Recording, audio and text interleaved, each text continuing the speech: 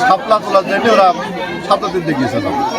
ওইখানে পানি অল্প পানি, কিন্তু একটা ছোটো আমাদের এলাকায় যেটাকে আপা বলে, মানে ছোটো জায়গায় মাছ ধরার জন্য ওইখানে সম্ভবত ওরা পড়িয়ে গেছে। পড়িয়ে ফলে যেহেতু প্রত্যক্ষদর্শী কেউ ছিল না, লোককে এরা বলছে যে এইভাবে মারা গেছে। তারপর শোনার পরে আর একজন সাইদুল বিন একজন ভাই এলাকার, সে খবর দিল। আর ওখান থেকে আমি পরবর্তী দিকে শুনলাম যে আমাদের বাংলাদেশ ফার্মের লোকজন ওরা ওখান থেকে ফার্স্ট সার্ভিসকে সংবাদ দেয়।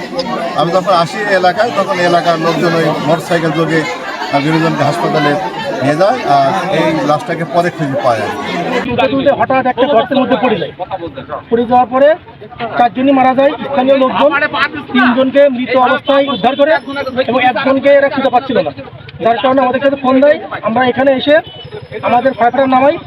ফায়ার নামানোর পরে কিছুক্ষণ খোঁজার পর আমরা সর্বশেষ মৃত ব্যক্তিকে উদ্ধার করিয়া পরিবারের কাছে হস্তান্তর করি। শরীফ বাজার বিলে শাপলা তুলতে যে একই পরিবারের 4টা বাচ্চা বলা যায় বা আন্ডারেজ বলা যায়, কারণ দুজনের বয়স 15 বছর, একজনের 10, একজনের 9।